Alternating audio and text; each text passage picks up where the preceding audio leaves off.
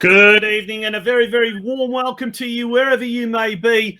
It's the Football Fan Zone episode 2 coming to you live, streaming on Facebook, and we are really, really happy to be here with you. It's Tonci Prusac, your co-host, and my other co-host who's also joining me here, Craig Filer. Craig, very, very warm welcome to you. How are you, mate?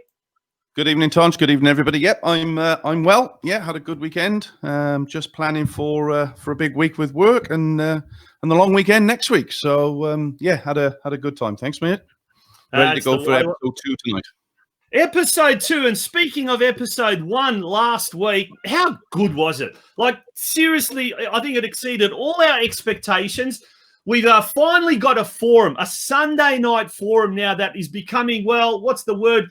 We hope it's going to be iconic, and it's going to be something that's really, really going to become a staple of our Sunday nights. Once the season gets back in full swing, there'll be lots to talk about, the postmortems of each round and what you're not. But in the meantime, we're talking about, well, pretty much anything and everything. And that number, by the way, is 0497 151 234. Give us a call anytime, or text us, sorry. Text us. That's how we're doing it, Craig, isn't it? And we'll call you back.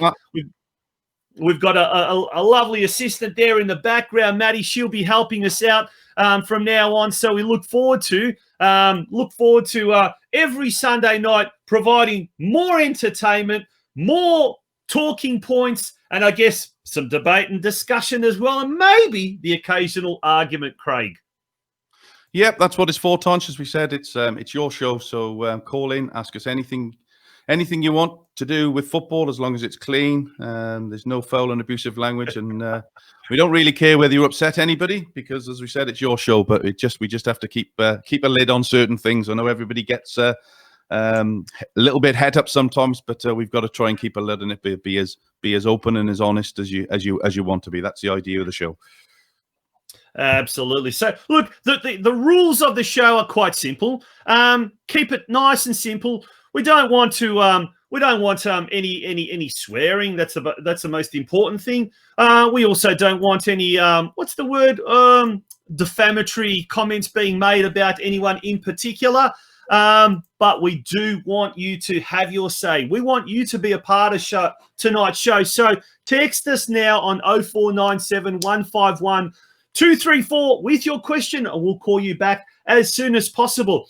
We've got some people already jumping on board the comment section. Great to hear. Great to see. Mark Altona is on board as well. He's the president of George Cross. And I must apologise to Mark and to Lisa Jurich, who were our guests last Thursday night. Well, I guess it wasn't from our end. It was more so audio from the other end, but it really, really came across as though Mark was talking over the top of Lisa a few times. But the reality is they were unable to hear each other, and that was we were just having audio problems, unfortunately. So it's through no fault of anyone's that it came across that way. But look, we're working hard, and in fact tonight, Craig, behind the scenes we've got some little bit of improvements. You can obviously see some of the graphics that are looking quite snazzy, if you ask me. But we've also got a little bit of audio. What's that? Sorry. Who did those? Who did the graphics? Oh, was my daughter actually? Yeah. My 9-year-old daughter, who seems to know everything about bloody computers when it comes to that, you know. But look, we've been sort of mucking around a little bit, and look, the graphics are starting to look that little bit better. That's what we're going to try and do. We're certainly going to try and improve things a little bit better, make it look aesthetically pleasing. But it's not so much that. We want you to come on board, and we want to hear your voice. So that number again is 0497 151 234. I've done enough talking. Craig, tell us what's been happening. So, what, behind the scenes? Or in football general? Behind the scenes, in football in general, whatever the case may be. Look, there's a lot to debate this week. There's been a lot going on with Football Federation coming out with their on Friday evening at 5:15, so nobody could call them back, because it's after hours, with their return to play for June the 1st, which now involves 20 people being allowed to train on one side of the pitch. But unfortunately, there's still no contact, so it's still going to be very difficult for coaches to do their sessions properly. But look, it's as good as it's going to get. And listening to the news today, where His Lordship Dan the Man is urging everybody, if you're working from home, to stay at home. So I think, whilst the rest of the country seems to be getting back to some kind of normality, in Victoria, I think the wheels are slowly grinding to a halt again, and I think 11 cases overnight, and none anywhere else in Australia. So I suppose you can see their reasons why they're a little bit cautious. But look, let's see how things pan out over the next week. In terms of I suppose the good thing about the EPL is back. They've announced that they're coming back in June, and obviously played out the seasons. And we'll touch a little bit on what does the EPL final table look like in a few weeks' time. I think we're all pretty comfortable that Liverpool are going to win the league after 30 years, and good on them. They've had a season like no other, so they fully deserve to play out the season. And ironically, they could actually win the game against Everton. Now, how has that happened? But they could be winning that league title against their old foe from 600 meters across the Stanley Park. So that's a very interesting topic, and I'm sure we'll touch on that. The A-League, we'll talk about the A-League because that's now back. James Johnson has said that they're going to have a hub which will be based in New South Wales. So all the teams will be based in New South Wales and play all the games out of New South Wales. So again, some interesting topics there, and I'm sure there'll be some debate around that. Melbourne Victory supporters, get on board. What's your thoughts on the club at the moment? You've got 11 players that are out of contract. 11 players that are out of contract, and your manager's gone. So what does the future look like? A lot of change happening. Yeah, we'd love to hear from Western United. Where any fans out there as well? We want to hear Melbourne City. Have you got any fans from interstate? Are you a Macarthur FC fan? What do you expect from the new club should they get off the ground? Speaking of Macarthur FC, Craig, our special guest on this Thursday night's Football Outwear show is a direct link with Macarthur FC. Do you want to tell the listeners and the viewers a little bit about this Thursday's bumper show? Yes, Tonci, we've got a great guy. He was on a few weeks ago, and unfortunately, we just ran out of time. The topic of discussion on the night was fantastic. We've got not only the new assistant coach for Macarthur, but the current Matildas coach and Football Federation of Australia coach educator, Ivan Jolic, who's going to be joining us again in the studio. And it's always great to hear Ivan talk. He talks a lot of sense, and that'll be a really good discussion. But not only Ivan, we've got 2 other guests which we'll announce in the next 24 hours, and that's all around the coaching side of the game. So 2 guys who are highly experienced, and we're hopefully get them on as well. That'll be fantastic. Looking forward to that. Now, Craig, before we wait for our first caller, so that number again, 0497 151 234. Text us and be a part of tonight's show. We'll call you back, and then we'll put you on air. We've got some fantastic new hardware to use tonight. So we want to know. We want to see how good it's going to work. So make sure you give us the number. Contact us on 0497 151 234. Now, before we move on, Craig, I want to get your take on this. And the Austrian Cup final over in Austria, Red Bull Salzburg, one of the powerhouses of the Austrian league, defeated second division side Austria Lustenau. I think I've got that right. 5-0. Now, that wasn't so much the news. It was rather the socially distancing playing of the national anthem, where they were, I think, spaced about 5.5 meters apart from each other on their half of the field. And then at the end of the game, when they did the trophy presentation or the medal presentation, they basically handed themselves the medal. If anyone hasn't seen this, go do YouTube or whatever the case may be. It's pretty bizarre. And when they actually had to, it was just weird. I mean, they've just played a game of contact football, tackling and what you're not. Then when it came to the presentation, they couldn't intermingle. They couldn't celebrate. They couldn't do any of that sort of stuff. Yet they've no doubt been pre-tested for coronavirus and they've passed the test. I mean, are we now falling into a little bit of a ludicrous situation where, I don't know, to me, it just did not make sense.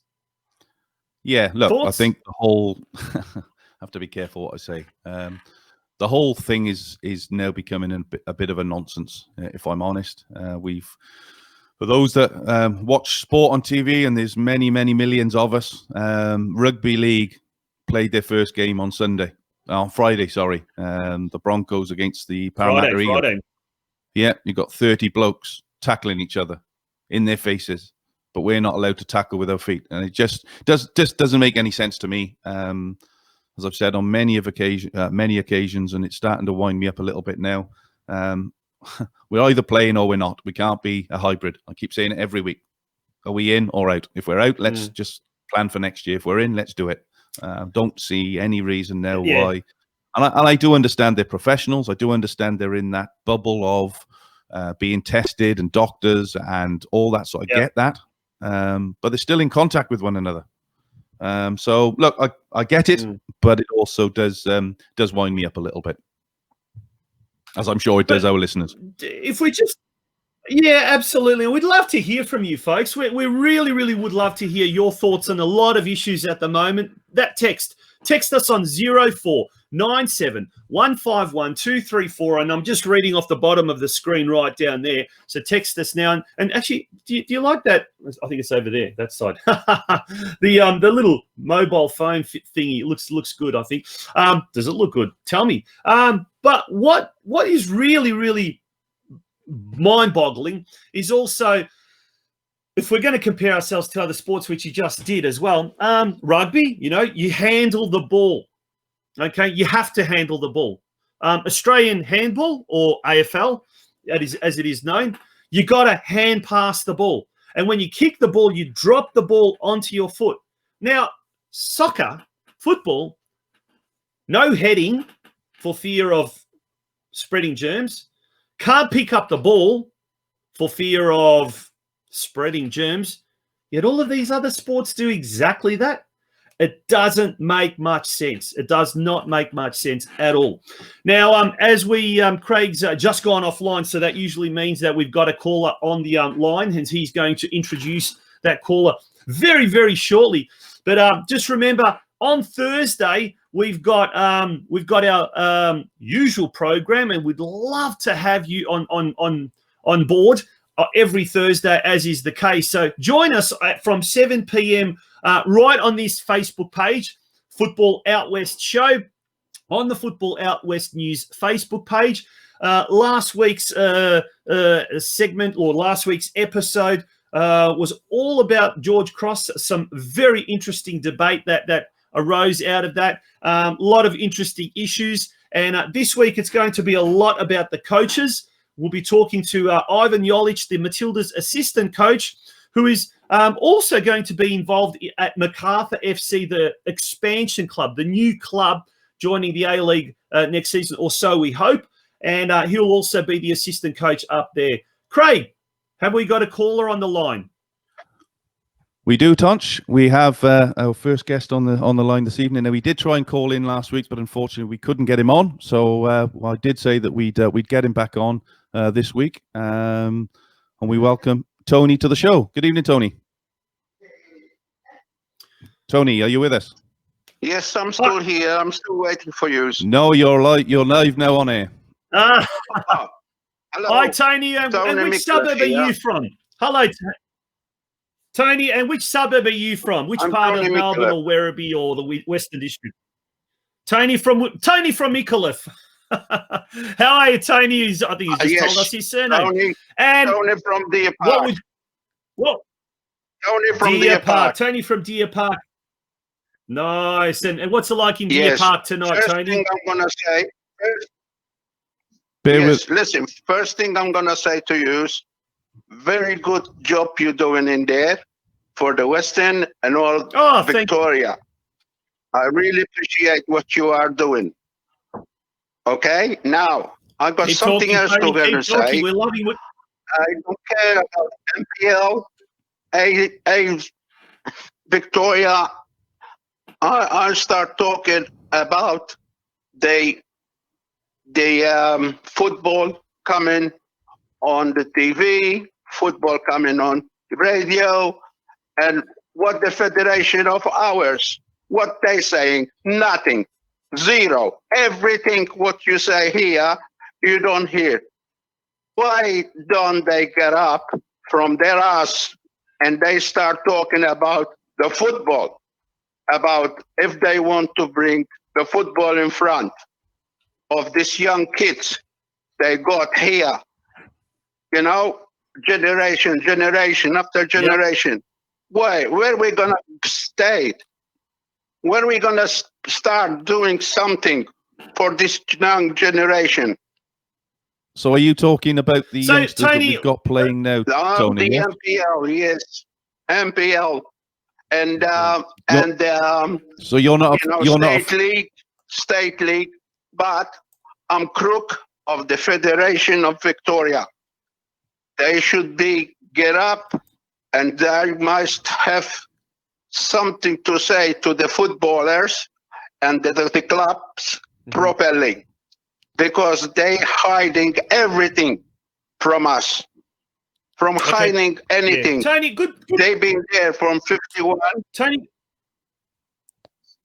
Well, Tony, good point. What we'd like to say, what I'd like to ask you, what exactly, hello, Tony, what exactly about the Football Victoria is irritating you? Is it the fact that they're not sending out enough information to the fans?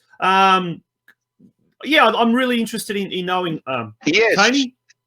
Yes, that's one. That's one information. Look, that's one. It's not pointing, not helping us. They're not helping us at all. They put us down. The federation, they should get up from their asses, and they have to, if they don't want to stay in there, let someone else do it. We got players, good players. We got good coaches in Australia and Victoria, okay? And what they do to us? Nothing, zero. They bring peer players from outside. What could they do? What's going on with this bloody... You know what I mean? I'm very upset with them. I'm sick of them. No swearing, Tony. Year after year. No swearing, Tony. Fed up. Tony. I am fed up on them. Okay, we've heard Tony. Yes. We've heard Okay, right. Are you off your soapbox? Are you off your soapbox? I can't hear you. Can you see it?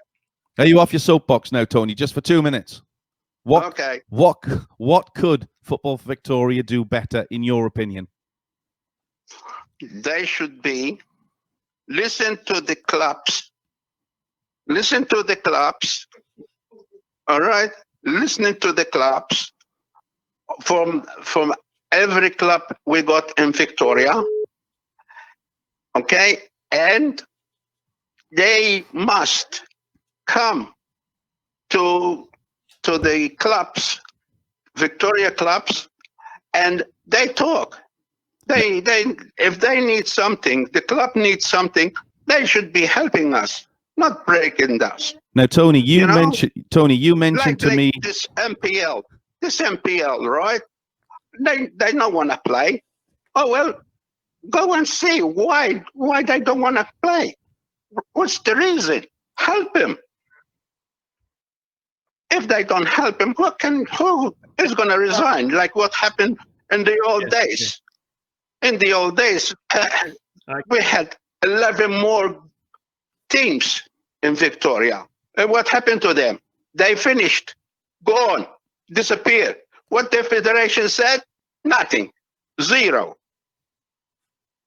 If they need something from there, you have to help them. Okay, Tony. Yeah, got Tony something to say, Tom? We'd love to hear from your side. Yeah, we'd love to hear from your side. Is anyone involved with clubs out there that might have a different view. They might have a very similar view to Tony. Tony's very, very irritated, and understandably so. And I think, Craig, if you ask me, I think communication-wise, it started off not so bad, but it's really dropped. And I'm talking from Football Australia and Football Victoria in recent weeks. Yeah, they're still sending out their correspondence to the clubs, and they're still sending out their press releases from time to time. But I think there should be more. I agree with Tony in many ways. There should be more information. There should be daily briefings, whether it's FFA or whether it's FV. I think there should be a lot more social media activity happening, and not just these official posts. I'm talking really, really getting the information out there. Now, Tony says that that they're not helping the clubs. We've heard a lot. We've heard a lot in recent years that the Football Victoria have gone out a different way by appointing club ambassadors, and they seem to be doing they're working very hard. But is it enough? Maybe it's not the clubs now that are seeking information. Maybe the clubs are getting information. I might be wrong. But it's the fans, like Tony, like yourself, Craig, like myself. We're not getting enough information. And it's becoming irritating for all of us because none of us, and I think, okay, the information we're getting is probably not clear enough. Am I right or wrong? I'm not sure if Tony's still there or if Tony's left us. Craig, what do you think? No, Tony's gone. Tony's gone. But I think you're right. But what do the Football Federation do? They're governed by what Daniel Andrews and the government do. So they are caught between the devil and the deep blue sea, and they can only give as much information as they've got. But I think the problem is it's not the information. It's not the fact that they're waiting for Daniel Andrews to make decisions. They just need to let people know what's going to happen, regardless of what Daniel Andrews says. Is the season going ahead? If so, how many teams is it going to be? Is there promotion? Is there relegation? How many more teams have pulled out in the last week? Does anybody know? Has anybody come out and said? Have they literally come out and put something up to say that we've had 3 more teams, but we don't know? So I think they are in a very difficult position. But I think it's the information that's being given. And I saw a post on the weekend, and I can't remember, on Friday, I think it was, that the Football Federation posted out their mandate for getting back to training this week. And somebody wrote on their perfect timing, Football Federation, 5:15 when everybody's gone from the offices, so you can't get any phone calls. So they obviously put something up. It's difficult for them. I do get that. But obviously there's a lot of frustrated people in Victoria at the moment who just want to get back to playing some kind of football. Have you got your thoughts on it? Do any of the listeners got any thoughts on that? It's a big topic for discussion. Text us, get on air and have your say.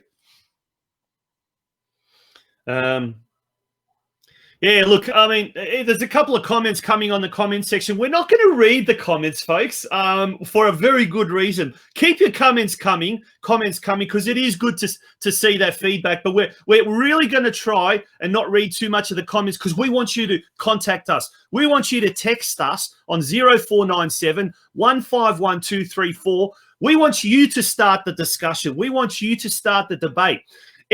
We know football people are the most opinionated people on the planet. We want to hear your opinions. Don't say you should do this, you should do that. People should do this, people should do that.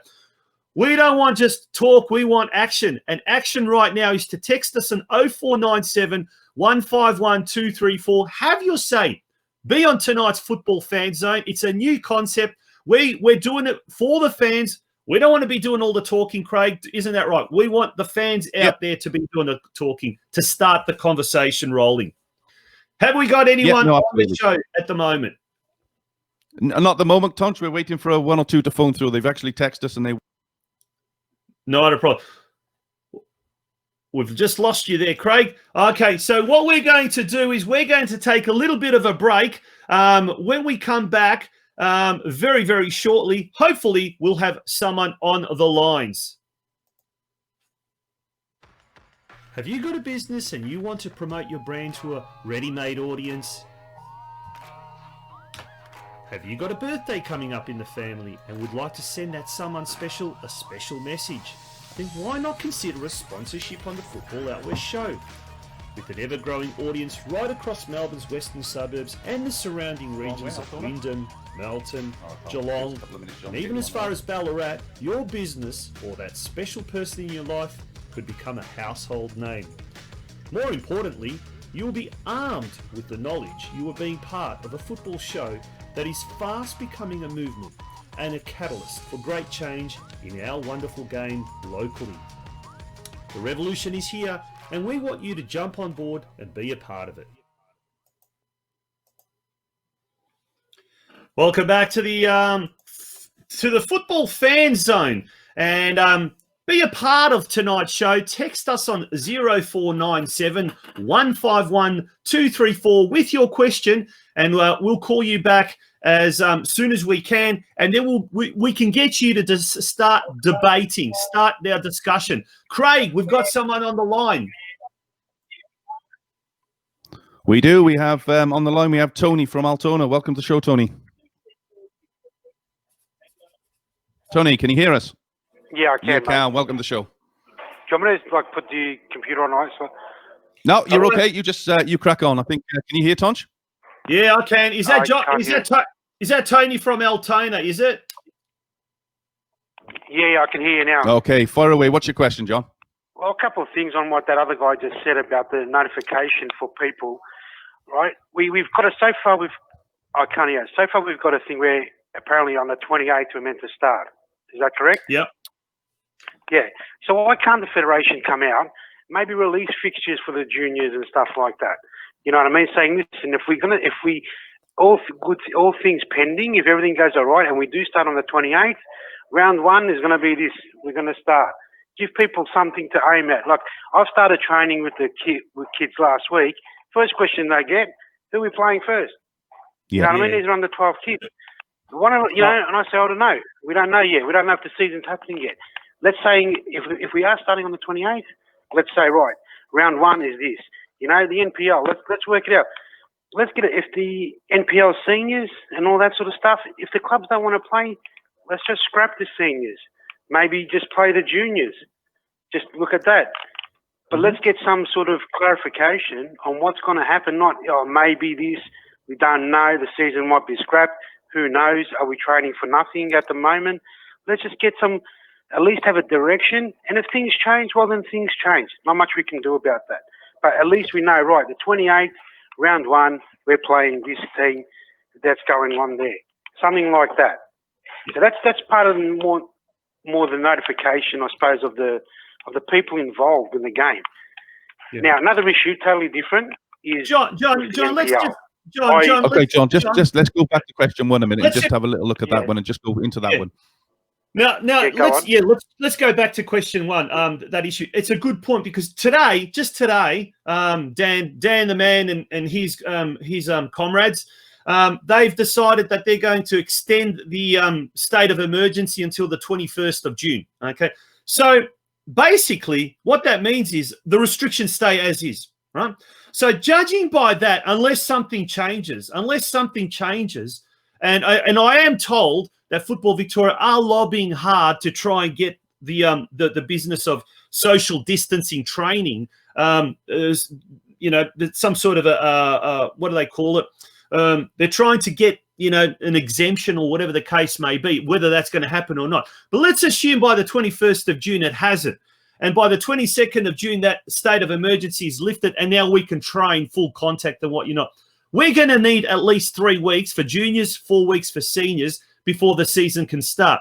So I don't think that 28th of June date is actually going to happen. I think it's more likely going to be, middle to late July, which some people might say is not a bad thing because now we're sort of getting away from winter. But, mate, you've started training with under 12s last week, socially distanced and whatnot.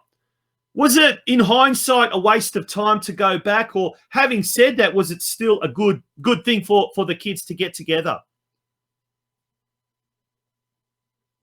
Oh, have we lost? Hello?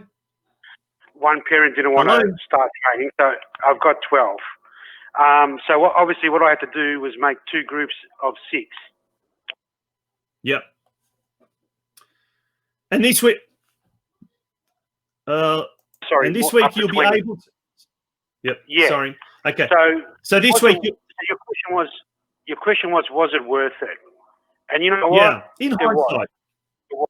Okay. I think it was, because even though I had 6 kids, we done more sort of individual sort of stuff. You know what I mean? So just basic passing. We done some shots on goal.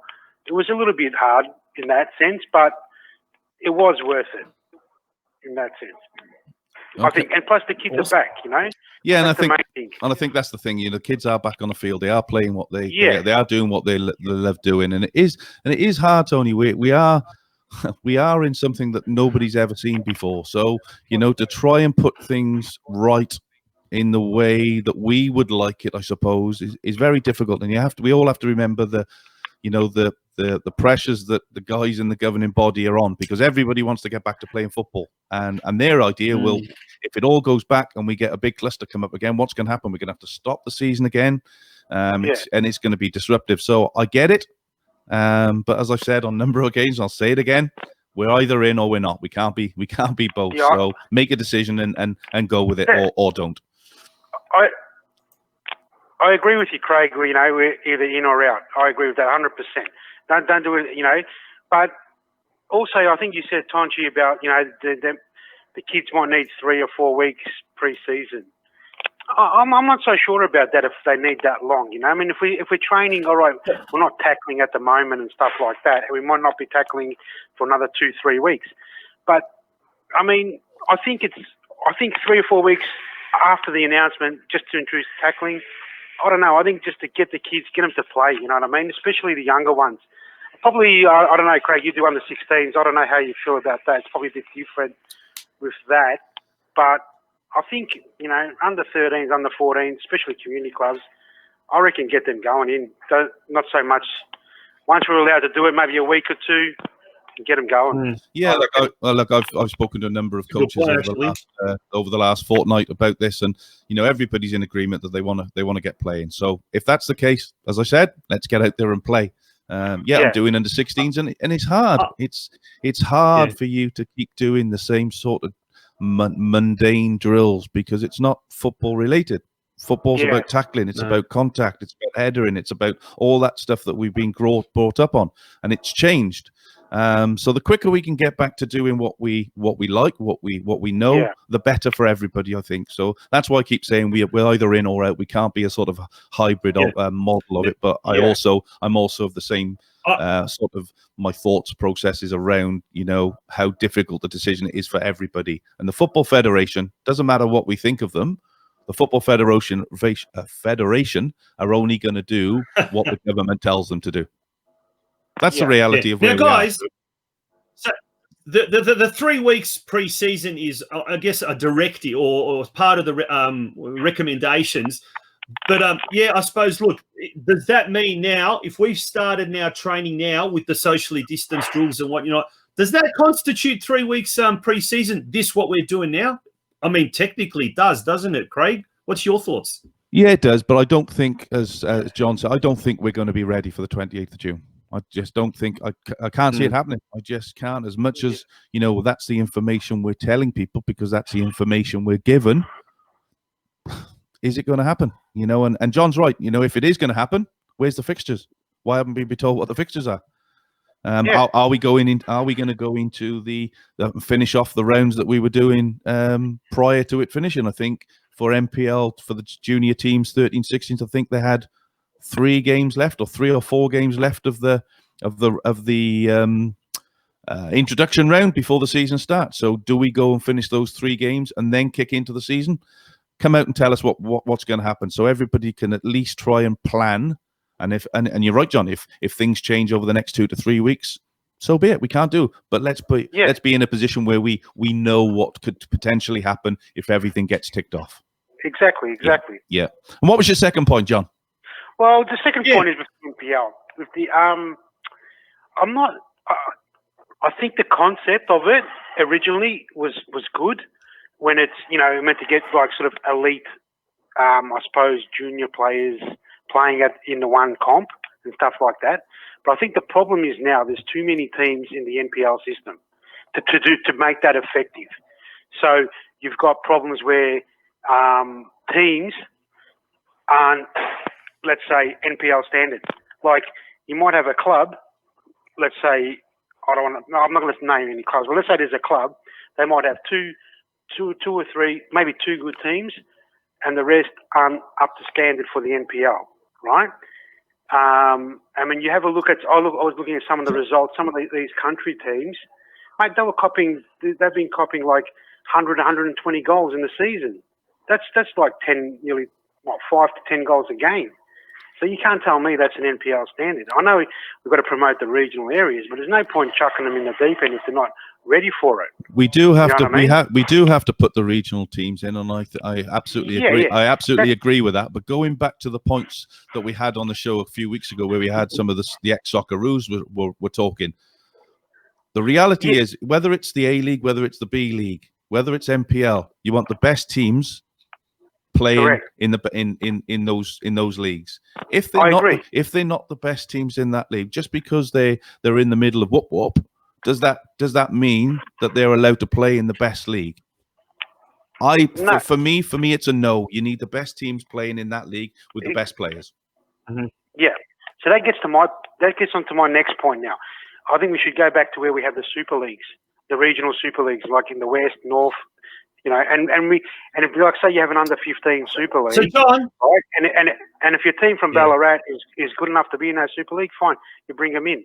You know what I mean? But you don't have the whole under 12s, under 13s, 14s, 15s, 16s from Ballarat.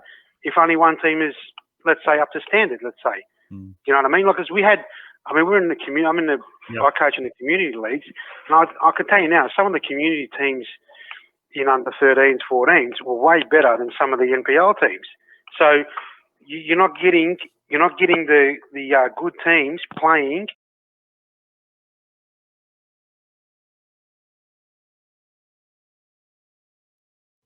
in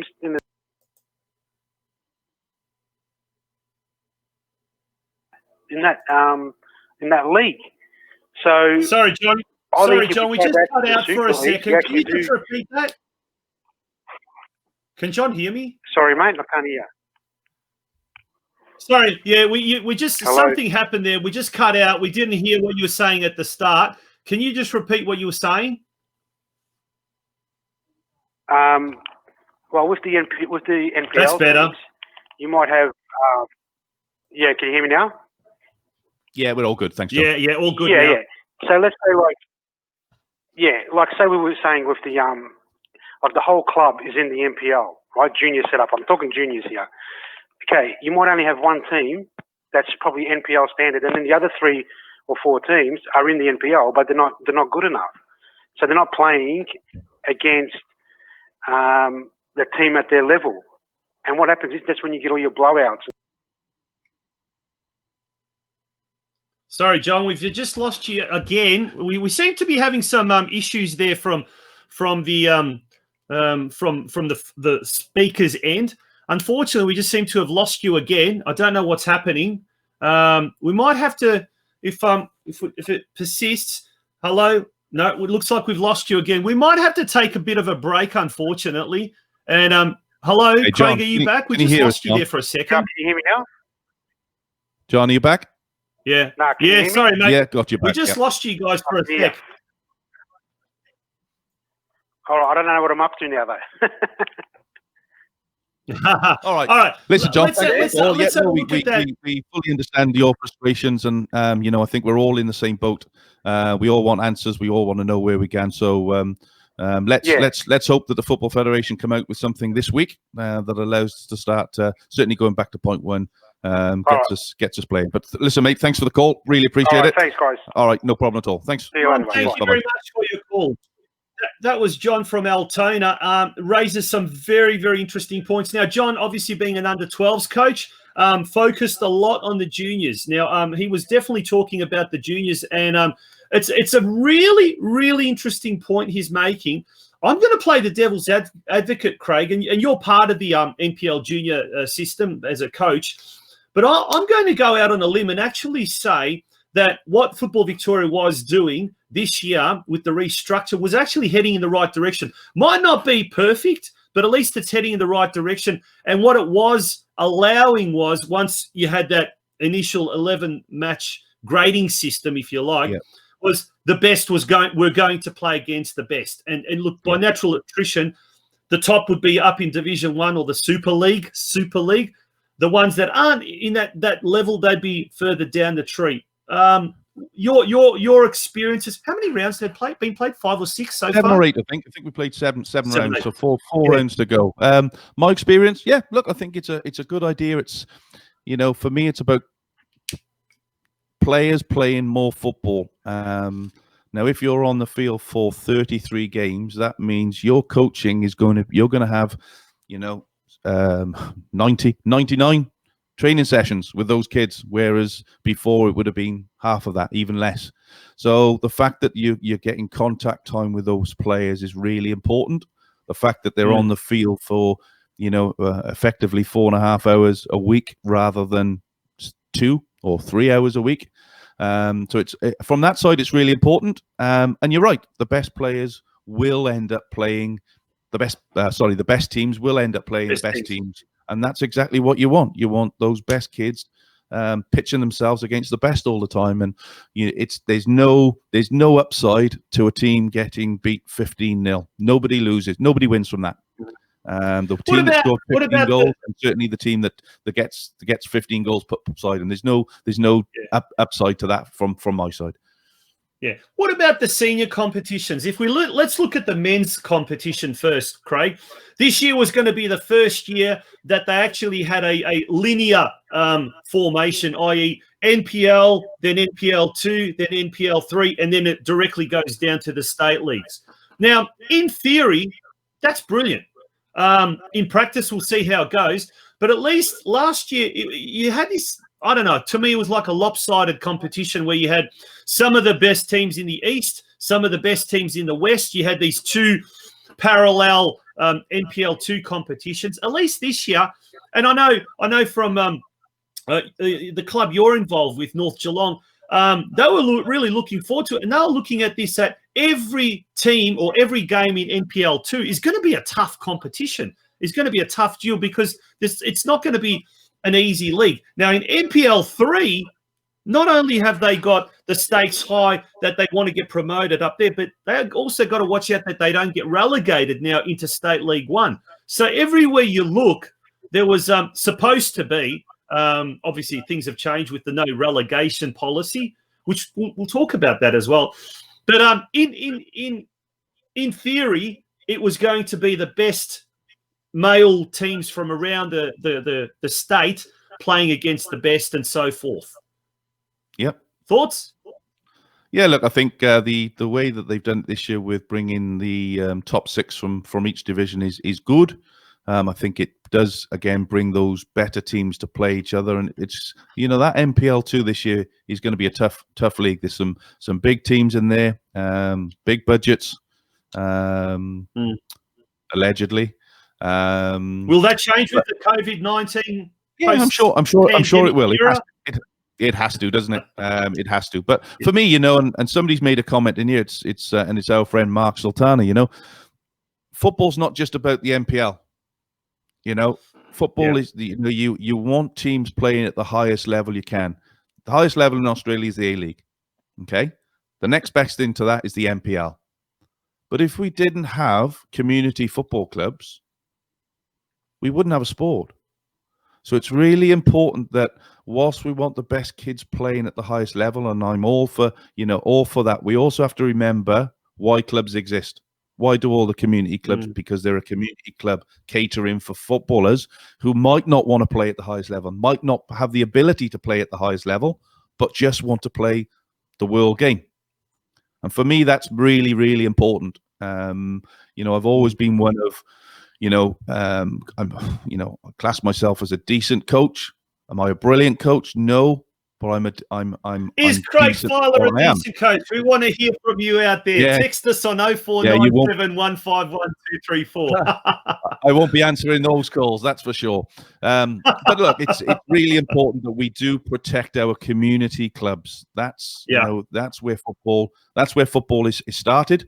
Under eights in a community football eventually end up playing in NPL. So if we're not supporting those community clubs, we really do have a problem. But at the end of the day, we do want our best players playing at the highest level we can.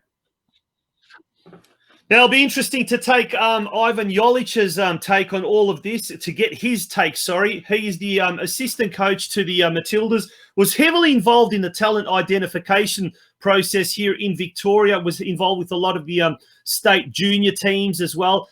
He will also be next year's assistant coach up at MacArthur FC, and he started his football with in the old NSL days with the Melbourne Knights. He will be our special guest this Thursday night on the Football Out West show, streaming live from 7 p.m. on this very Facebook page. So it'll be interesting, really interesting to get his take on all of that. But the women's, let's look at the women's competition. The NPLW league had 10 teams, and even then there was, I guess the women's game, Craig, probably isn't blessed with the amount of players and the quality, I suppose, that the more established their male counterparts have.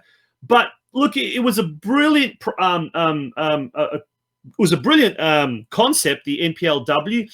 But we saw two teams that really struggled last year, Southern United in particular, and Geelong Galaxy United as well. Now, those two clubs have been relegated, if you like, into a newly formed Victorian Premier League, which is set to be kind of like a little bit of a bridging competition between State League One Women's and the NPL. I have it on good ground that in possibly next year or the year after, that may well form what will be NPLW2, meaning that they're looking at expanding the women's competition. Is that in your eyes a good short-term fix to try and get the quality up in the NPLW competition, with the view of eventually expanding the number of teams in the NPLW family, and hence providing more and more opportunities for our talented girls? Yeah, absolutely, Tonci. But it comes back down to the levels as well. And no disrespect to the girls, there's some fantastic. I mean, you only got to watch Calder. They dominate the ladies team year after year after year, and there's some fantastic young girls playing football out there now. My daughter plays, and she loves it. So it's all about getting the best players playing against the best players, which is then going to enhance everything above that. Whether it's the Matildas, whether it's the Victorian reps team, if there is going to be such a thing down the line. So yeah, I'm all for playing players at the level that they are.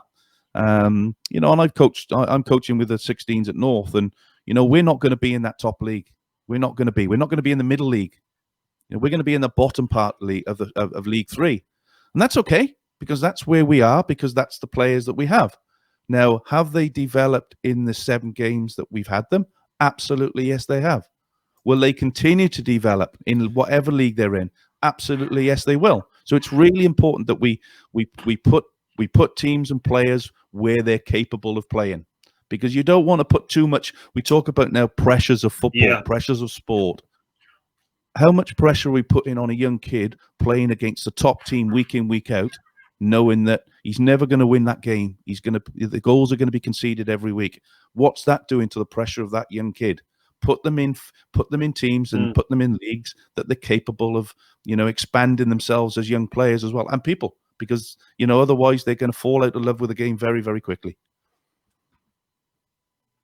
That's an interesting point, and I guess the concept of the NPL, particularly with the juniors, is not so much the results, isn't it? Well, that's what we hear. It's all about developing the players, and if that is the case, are coaches in the NPL junior system, Craig, to the best of your knowledge, are results at the forefront of their whole coaching philosophy or development? Or are you able to combine those two concepts, or are you not able to combine those two concepts? I'd love to hear your thoughts, and I'd also love to hear the thoughts of other NPL junior coaches out there.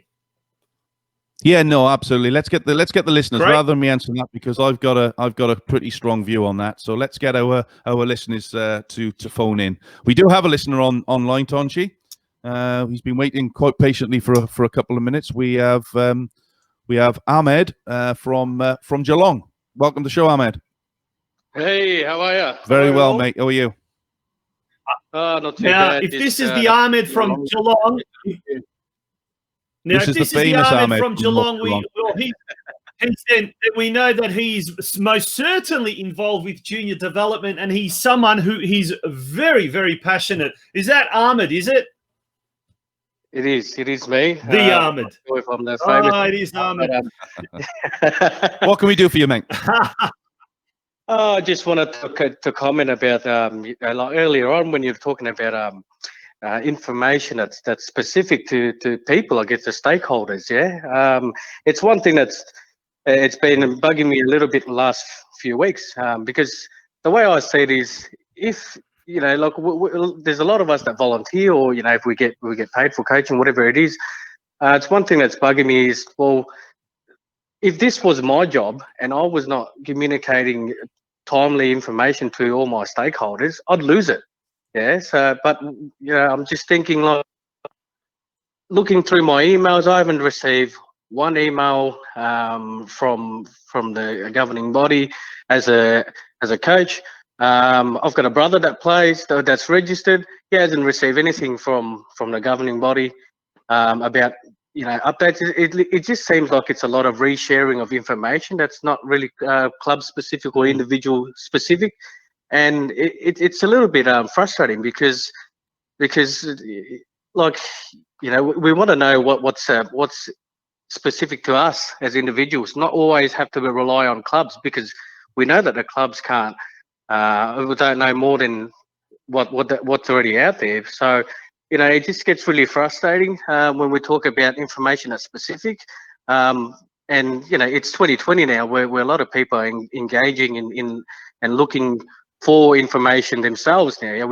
I know that we shouldn't be too reliant, but it's a time where a governing body is almost, it has to be very careful, because people are just going to lose faith. Do you see my point? So it's a bit of ranting, but I reckon it's a good point. Now we really need to have this information readily available, because no one at the moment can plan.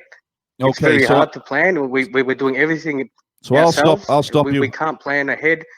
And like I said, if this was a job, I'd almost probably lose it already, because I don't know what's a plan A, plan B, plan C. Okay, Ahmed. So, let me see if I can put. That's just my 2 cents at the moment, I guess. Well, what do you guys think? Well, I'm going to put your mind at ease, because there's just been an email sent from Football Federation out to all clubs, and I'll read it.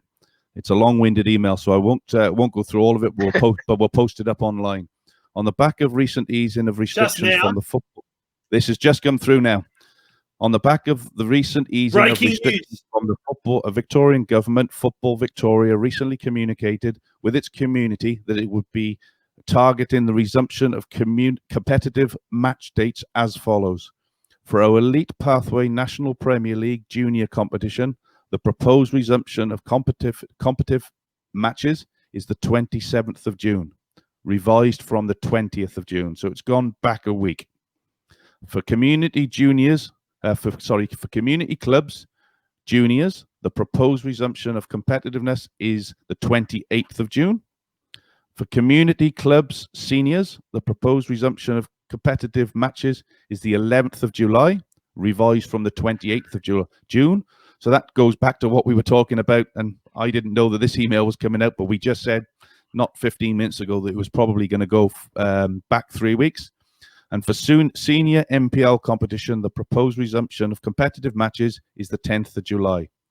We emphasize that these are only target dates and are subject to further advice from the federal and state chief health officers, and may be revised should the Victorian government and SRV advise new dates as we move through the announced stages for the resumption of sport.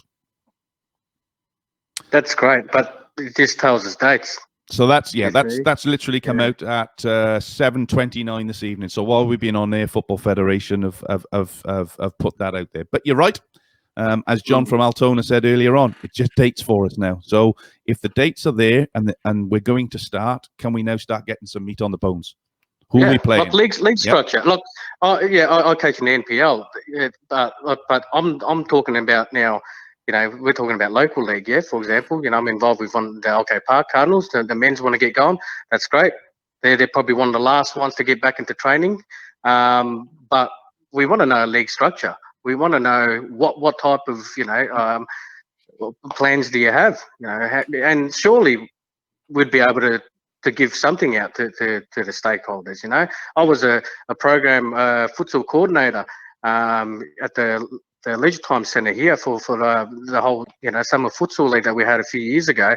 We had to do plan A, plan B, plan C.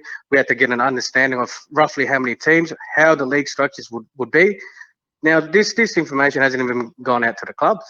I know that they're going to say that they don't know, but there has to be some sort of a draft or something, because by the time I feel by the time they say this is what's happening, it's going to be too late. And some of the boys are already annoyed that well if this is going to happen, then I'm not going to play. Like that's just from our team. But I can assure you, there's a lot more people in our region asking the same question: what's going on? And if we're talking about participation, well, I think this season is going to be very tough on that. No, you're spot on, mate. I think it's we do need that. Look, let's see. It's now at 7:30. It's coming up to 8 o'clock on Sunday evening. They've come up with an announcement of the dates. That's great. Now we'll want them to move on from that. What's the next stage of that? Give us the fixtures. Give us the fixtures and what the leagues and the structure. That's the next thing. Yes, Tonci. Gents, can I just say this though? I'm not too sure. Have the clubs been given any circular or notification as to when is the cutoff to announce whether they are going to continue or not? I mean, we saw last week, Richmond and Keysborough, both teams from the Southeast divisions pull out. I believe it's not just their senior men's. I think it's the whole club. They've decided to pull out. I haven't heard of any other clubs, but I guess there's no way of doing fixtures. There's no way of knowing how many teams are going to be if, because basically we're now in pre-season mode. There has to be a certain date, a cutoff by which time the clubs have to announce how many teams they're going to field. And once that's happening, then the football ops department can go ahead and do their whole putting the fixtures together. Until that happens, we've got no. They can do a 12-team. I can assure you that from our secretary, from our secretary, that there's been very, very minimal communication regarding league fixtures and and the reminders and stuff like that. I mean, look, it's a rant. I understand that, but like I said, there needs to be more than that, because we're banking on communicating to our sponsors and our members, and people want answers, and we're stuck in the middle because there's no movement in information. So it's all, like I said, it's a resharing of information. That's great. We all know that. We've been, we need a little bit more than that. So I think it's just gone too slow, and I think before it's too late. We should be, or some people should be doing more. Yeah, look, I'm with you, but again, I think we're in a situation that nobody could have envisaged 4 months ago. Ahmed, we're in a very everybody's in a difficult situation. Kevin Thurman's made a good point here, and I'll read it out. People complain that there's no info. When info is given, they will say, well, you said this, now changed my mind. Let's just sit in it, wait and be positive. And I think he's right. I think that's all we can do, mate. As hard as it is for us all, we all want to get back to playing. We all want some kind of resolution to this, because it has been dragging on now, and we've been talking about it for 6 to 8 weeks. We urge the Football Federation to now come out and say, come on, guys, let's put some meat on the bones. The season's starting on the 27th of June for junior MPL, and 2-3 weeks later for senior football. Give us the fixtures. Tell us what the fixture's like, so we can plan, our parents can plan, our players can plan, and more importantly, our clubs can plan. Yeah, sure. Great. Well, hopefully we can get some information by Thursday. Sorry, Tonci? Sorry, Ahmed. I was going to say, hopefully we can get some more information by Thursday when we have our program, Football Out West Show, because you'd think that now that Dan the Man's given his directive, the FFV have started sending out information to the clubs. We'd expect that in the next 3 to 4 days, you would start to get a clearer picture. But, we'll see. Time will tell. Ahmed, you wanted to say something else? No, Ahmed's gone. Ahmed's dropped off. It's gone. We may take one more viewer, one more listener. We've just hit the 8 o'clock mark. If there's anyone else out there who's got any more comments or suggestions, questions, we'd love to hear from you. Text us now on 0497 151 234. Kevin Thuma had some good comments, and we did read his comment out, Craig, but he should have rang us up and told us that. We don't want him to put the comments in the comment section. He keeps himself to himself. He doesn't say a lot. So he's probably very shy and won't come on. Is that right? Oh, well, we can always hide behind names and aliases, if you're really, really shy. But look, we'll take one more caller. 0497 151 234. Text us. We do have one more caller. We have Paul on the line from Werribee. Good evening, Paul. Welcome to the show. How are you, Craig? Very well, thank you. That's good. What Hope everything's well. Hey, Paul, how are you? Good, thanks, mate. Listen to your show religiously. Paul. It's actually in my diary, believe it or not, every Thursday night. I have nice. Yeah, I have a question regarding, everyone revolves around communication during their life, what they're doing, when they're doing it, and how they're doing it. One thing that, the FFV have just obviously released that email or that letter, whatever it was. But my question is more around what are they going to do if one of the teams, someone contracts COVID?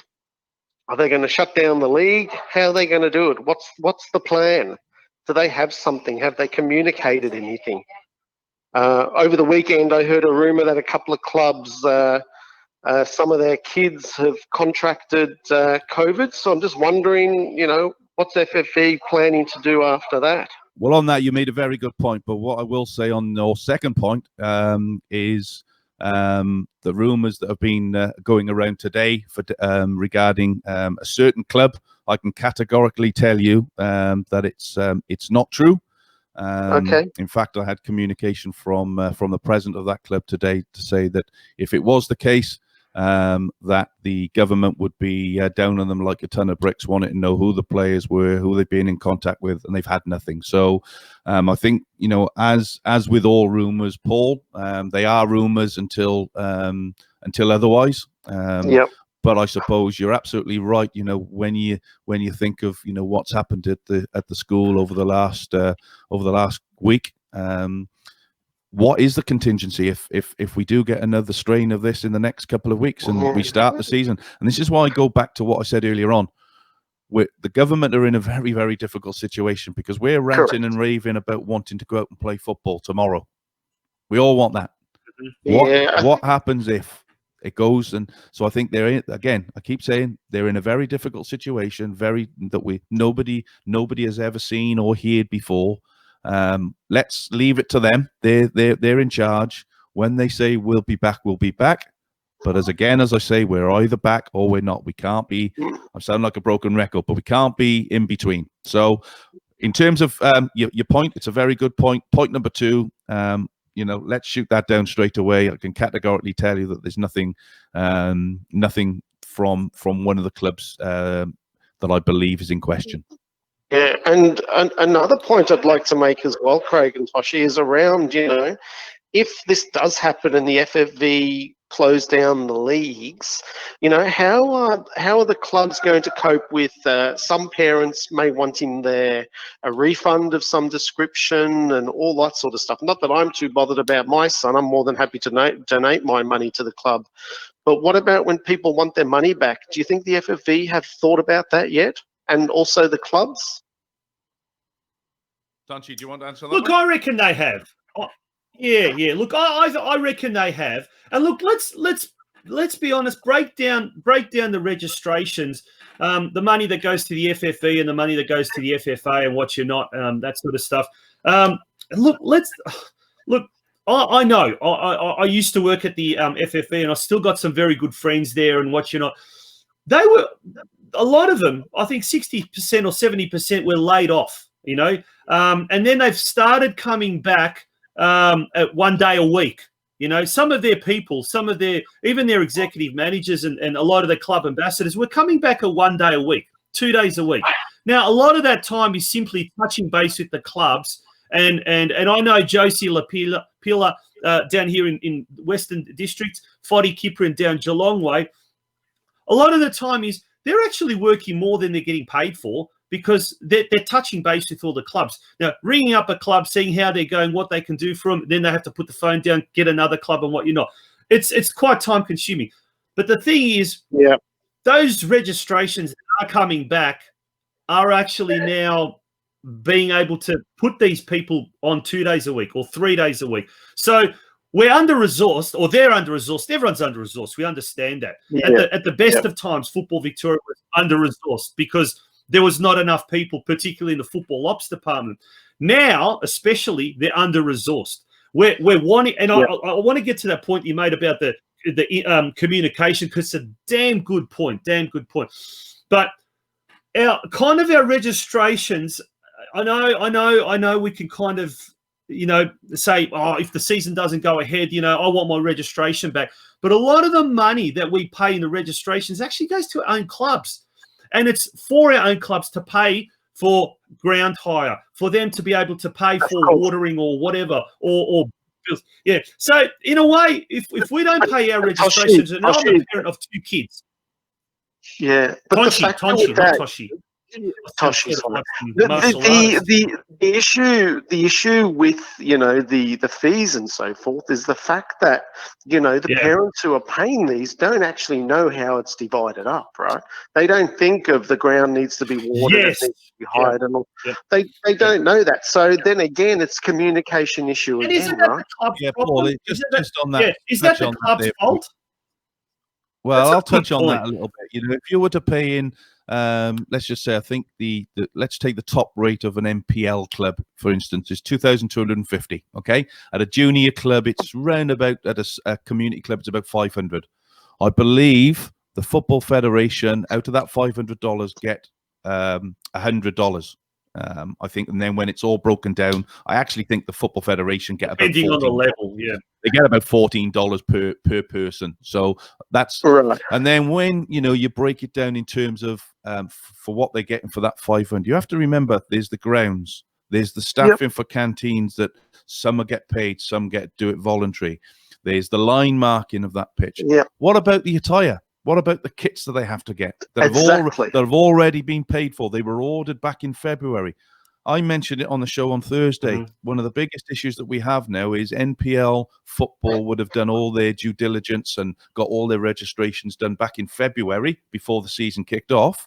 But of course, community clubs are now coming into football, not having all those registrations, having ordered the kit, which has come in most instances come abroad, which they would have had to pay some kind of deposit on. Now, a lot of clubs are saying, well, hang on a minute, how can I get the rest of the kit? Because I haven't got 70,000 coming through the door because we haven't had all the registrations come through. If you go one step further and you say, okay, I'm playing at an MPL club and my fees are 2,250, if you break that down, and I believe somebody did say it on show the other week, if you break it down, it actually works out about $50 per child per week. Right. Okay. And what they're getting is the 3 training sessions. So I think a lot of it is, and again, you're right, it comes down to that communication side. I feel for all I feel for all clubs at the moment. I feel for community clubs more than anybody because they're in a situation now where they've got no money coming in through the doors because they haven't had any registrations. They've ordered kit. They've done whatever they do to get the season ready. And some of them are just not going to be able to pay for that equipment. Yep. Before I go, I have one more comment and it's directed at Tonci. Tonci, I'm really impressed that your communication ability on the dub here on the internet is really, really good. So you're obviously not the communications manager when you're at FFV, right? Hello. No, definitely not. Certainly not. No, I was not. No, thanks for that, mate. I want to talk about the communication. Like the lead. Tonci's down in Geelong. No problem. All right, and I'm going to. All right. We're about half an hour. See you. Actually, Thanks we're for at your call, Lara, Paul. which is even worse. No worries. Bye-bye. Thanks, Paul. Paul's got a great point. I like he calls me Tonci. This is like just these Tonci, Japanese I like martial that. arts I'm expert. Tonci. But Tonci. yeah, I do too. No, but communication is really important, and we've touched on it so much tonight. A lot of people are venting at the at Football Victoria, and probably rightly so. I believe there's not enough information. There's not, and it needs to come from the top. We had Peter Philopoulos on our program. It was one of the highest rating live shows that we've had because everyone was tuning in. We had a lot of people asking questions. We had a lot of people commenting. And it seems to me almost since then, Football Victoria are holding back because in a way, I think every time they open their mouth or whatever, people criticize them. But that's what happens when people don't know what is going on. And when you don't have the information coming, people assume. People start assuming things, and they often jump to the wrong conclusions. And this is where your governing body, whether it's Football Federation Australia, whether it's Football Victoria, whether it's the clubs themselves, they need to start providing a daily briefing. We've got social media. Every night at 6 p.m, provide a daily briefing or a daily post. And Craig, my beef with a lot of clubs, NPL clubs, community clubs, A-League clubs, my beef is that when this all happened, a lot of them just simply went into hibernation. You didn't hear anything about these clubs and their own members, their own supporters, their own fans. I think were left in the dark, probably more so. And a lot of the people that tune into our show, whether it's tonight, whether it's Football Out West, whether it's our sister show on the Tuesday, the Geelong Region Soccer Show, they're basically mushrooms. You know, the old saying about mushrooms, fed a lot of, and kept in the dark. We don't want to be mushrooms. We want the information to be filtering down to us, and we want to know. It's just human desire. We want to know. We don't want to, be kept in the dark.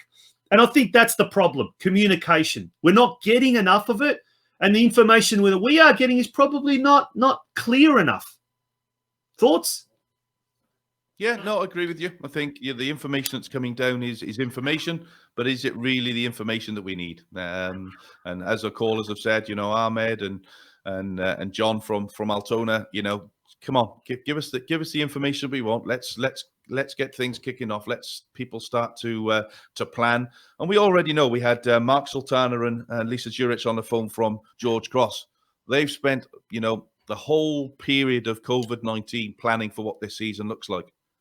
That's the difference, and I will say because they're a sponsor, but they're also, I suppose the club that a lot of clubs now are looking at as how are they doing? Are they asking? Has anybody phoned Mark and said, what have you done that's really good over the last 6 months or 4 months to get the club ready for COVID? But what I hear and what I see about George Cross at the moment, they seem to be ticking all the boxes of what it's like to run a professional club in an amateur league, and bearing in mind they have community, they have an MPL and an MPL juniors as well. So look, for me, lots of clubs could do things better, as we said, but that's not for us. That's the club's decisions. We can only comment on things that we see and things that we hear. I'm sure there's a lot of clubs out there that can do or could have done things better, and certainly communication seems to be a big. That seems looks like we might even have a sorry. caller. We did. We got one more caller coming through, but I don't know who it is, and he's just left his number, so I'm not going to get him on because it's probably a rant. Yeah, but look, speaking about clubs that are doing it right, Geelong Rangers club in men's State League 2 competition, and a very, very well. They're a club that are doing extremely well down in Geelong as far as the juniors are concerned. They will be the club focus on Tuesday night's Geelong Region Soccer Show. Lisa Brooks, their secretary, will be one of the guests. She'll be talking about how the club over the last few months have been embarking on a strategic plan. They've actually released their strategic plan. We'll go and she'll be telling us all the steps involved that the club undertook in order to get a strategic plan off the ground. So if there are clubs out there wanting to know how to go about creating a strategic plan, how to engage with your members, or how to do things maybe in a way that they haven't as yet thought about it, well, tune in on Tuesday night at 6 p.m. on the Geelong Region Soccer Show, which is on the Geelong Region Soccer News Facebook page. Craig, we've had some great callers tonight. Tony from Deer Park, John from Altona, Ahmad from Geelong, Paul from Werribee. They all spoke very, very eloquently about the lack of communication, or the lack of quality communication, I guess. And we also spoke a little bit about the NPL standard, particularly with the junior leagues. Did you have any particular caller who was a favourite caller, maybe, or one that you thought was BOG, best on ground tonight? Look, I think look, all the callers we had in it were great. Their comments were good, and I think, you know, the one thing that's come out of tonight's show, and it wasn't planned this way, but you know, it's being communicative to everybody. Is there enough communication being put out there? That's the key message of what's come out of tonight's show. So, you know, if the Football Federation, you're listening to us, listen to your members, listen to your stakeholders. They need more information on what's going on. How can we make everybody's life a little bit easier than it currently is? And I know they're trying their best, but there's something that they can do slightly better and get this communication out a little bit more. Absolutely. Look, I'm going to end it there. Comment here, Tonci. I just want to bring up, and it's Johnny Diaz here, who's a goalkeeping coach, and he said, "What are clubs doing about goalkeeper training regarding handling of the ball and so on?" What is the ruling on that? Good question. Maybe that's something that we can find out before Thursday night program. The Football Federation, I'm sure they'll be able to point you in the right direction of what the rules are around goalkeeping training. I don't see that there would be any reason why you couldn't do it. But I suppose with the fact that you can't handle a ball and the goalkeepers wear gloves to catch a ball, it's highly unlikely that they will. So, yes, that's it, Tonch. Show over. Another one, show 2. All right, mate. Well, another one, 4 fantastic callers tonight. We thank all of those people who were actively involved in tonight's program. Tony from Deer Park, John from Altona, Ahmad from Geelong, Paul from Werribee. And I will just end it with a comment made by Ahmad later on in our comment section. And it's a good comment. I'm going to bring that up on screen. And he says, it might be a bit too big for it to. Oh, here we go.